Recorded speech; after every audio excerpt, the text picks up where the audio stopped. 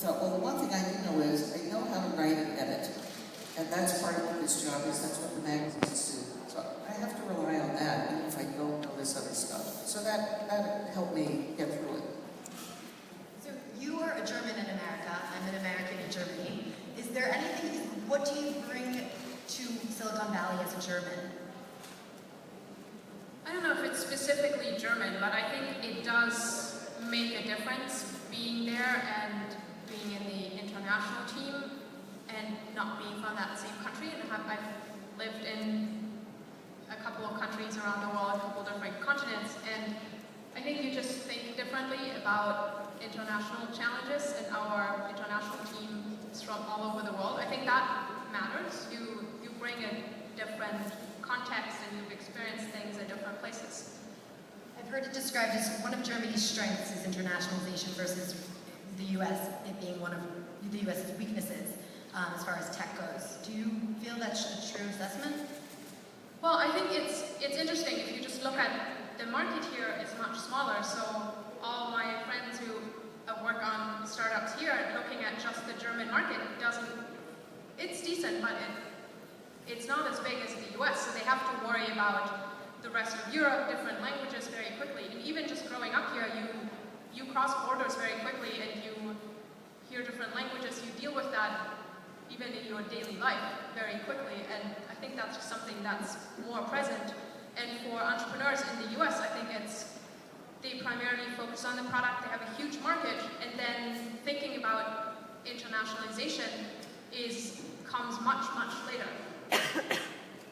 I would say, I think technology, the advances of technology into consumer products and into our daily lives has had a flattening effect for people understanding and working more internationally.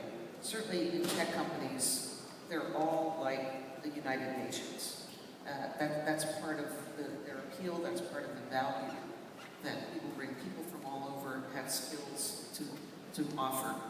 And by, applying them in technology, I mean, Twitter is as much a global diversity at its scale as Google is. And that's really remarkable. We take it for granted now. We're going to know people from all around the world.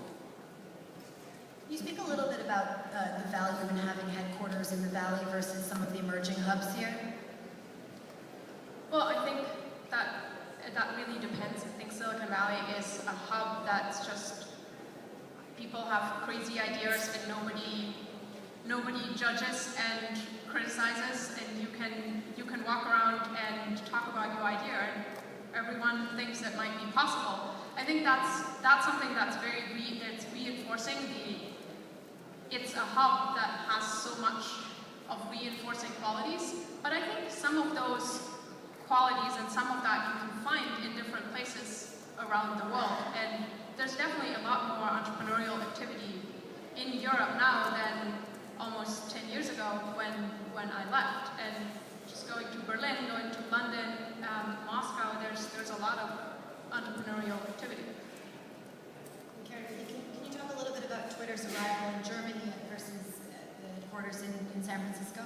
Well, we did just open a small office in Germany, and we're, concentrating on building out. I should say before I talk about the German office, Twitter is available now in 30 languages. 70% of Twitter usage is outside the U.S. That's been true actually for a while. So it's not that we have to internationalize Twitter; it's more about the business side and developing either regional offices that will address brands and sales opportunities in a region and a country. So that's what the Berlin office is for. And so you described to me earlier your arrival, for instance, in Russia and needing to acquire users away from Kontakte.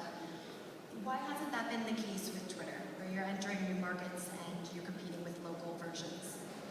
Well, I'm not aware of, we do enter new markets, we do it all the time, we will continue to roll out, but I don't know of competitors to Twitter, honestly, in terms of a short-form, real-time, SMS-friendly service.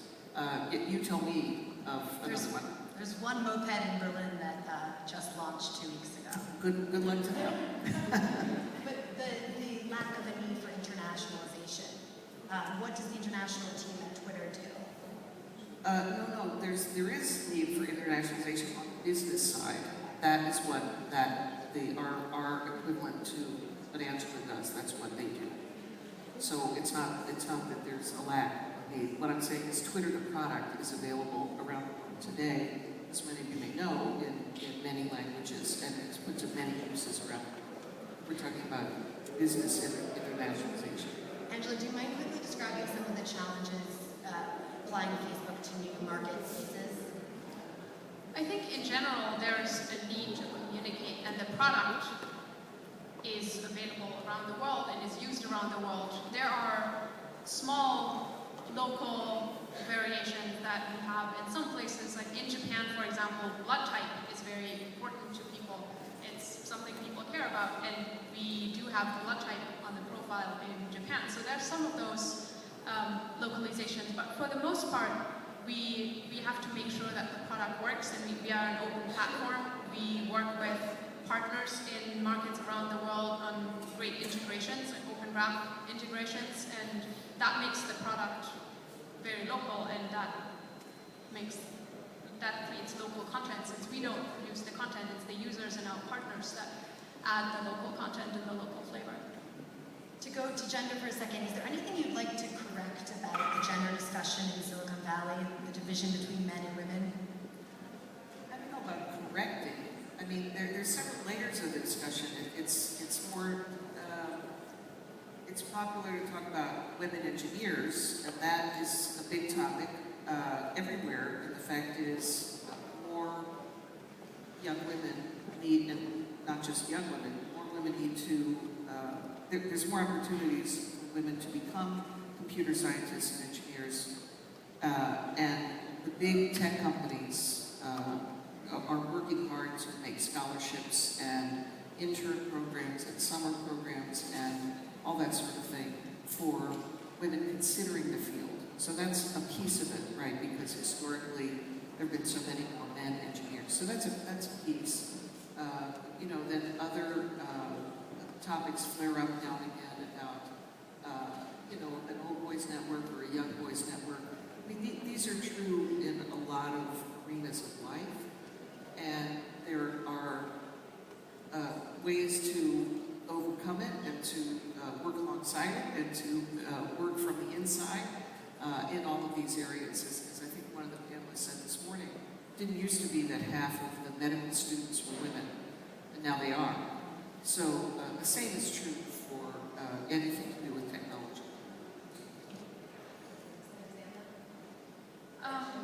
Well, I don't think corrections. I think tech is definitely a male-dominated world, but it's also, with a lot of what I talked about earlier, it's a place where if you have great ideas, if you are bold, if you take risks,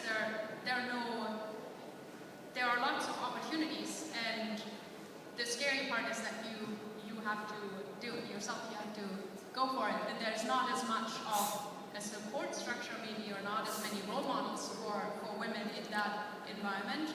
But we have Sheryl Sandberg at Facebook, we have great female engineers at Facebook too, and I think everywhere I go to events and everywhere within the company, there are great women leaders, entrepreneurs that you can meet, but they're definitely still outnumbered by men.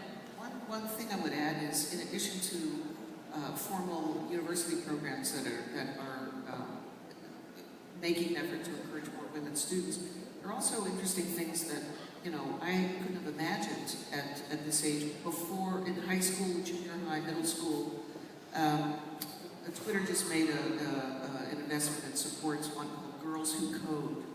And there are other sort of summer camp kind of arrangements for, you know, sort of encouraging girls who are nerds, right? Girls who, like the maker movement is quite big with this too. So there's efforts on a lot of fronts, and not just for women engineers, but for, you know, girls who want to learn math, girls who are interested in science.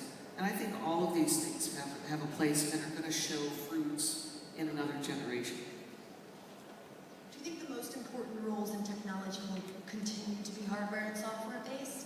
do you think communication roles will become more popular and important?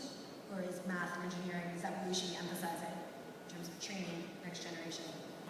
I don't know that you can pick one or another. I mean, to me, of course, communication is important, you know, all the time, whether you're, you know, documenting a software product or, you know, posting on a blog or crafting an apology for an outage, right, which can happen with a tech company. I mean, communication to me is at the root. Now to an engineer, probably coding is at the root. So I don't think it's a matter of choosing one or the other so much as saying it's important for everybody to follow their passions and wherever, whatever those are, and whoever is in the field now, just ignore that if you're passionate about it, move forward. You described it to me as core to Facebook that everyone should be working on what is core to them. And I wanted to ask you, what do you consider to be a core skill of someone in charge of internationalization at a huge American company?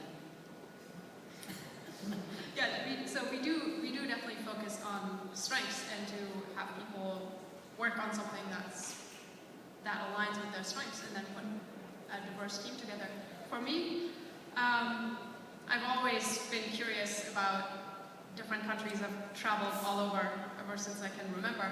And so I think that's important, being curious about new markets, understanding what's similar, what's different, understanding those patterns, working with understanding partners, finding local great employees. So for me, that variety and doing a lot of different things and figuring out what's most important, I think is also something that I've always enjoyed. I think we must be out of time at this point, but thank you, and we'll talk to you all soon.